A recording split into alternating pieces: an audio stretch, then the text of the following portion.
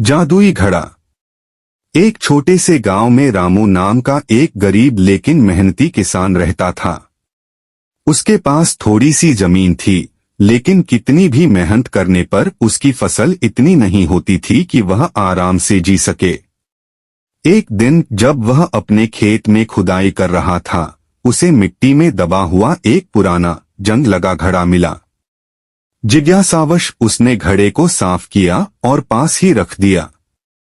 तभी गलती से एक सेब उसमें गिर गया और कुछ ही पलों में घड़े ने सेब को दोगुना कर दिया। रामू हैरान रह गया। उसने और परखने के लिए मुट्ठी भर चावल डाले और देखते ही देखते चावल भी दोगुने हो गए। रामू को घड़े के जादू का पता चल गया। उसने समझदारी से इसका उपयोग किया। उसने अपने गेहूं, सब्जियां और यहाँ तक कि पैसे भी उसमें डाले और जल्द ही उसके पास आराम से जीने के लिए पर्याप्त चीजें हो गईं। लेकिन उसने कभी लालच नहीं किया। वह केवल जरूरत भर लेता और बाकी गांव के गरीबों में बांट देता। एक दिन उसके लालची पड़ोसी भोला को इस जादुई घड़े के बारे में पता चला। वह रामू के पास आया और दोस्त बनने का नाटक किया। रामू का भरोसा जीतने के बाद एक रात वह चुपके से घड़ा चुरा ले गया। अब तो भोला खुशी से पागल हो गया। उसने एक सोने का सिक्का डाला और घड़े ने उसे तुरंत दोगुना कर दिया।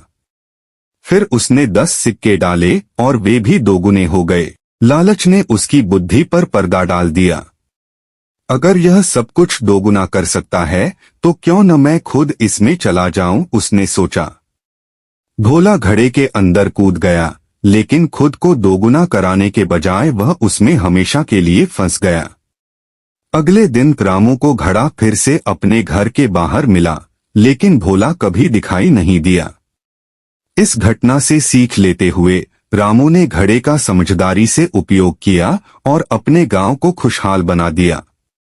सीख: लालच इंसान को बर्बाद कर सकता है, लेकिन समझदारी और दयालुता असली समृद्धि लाती है।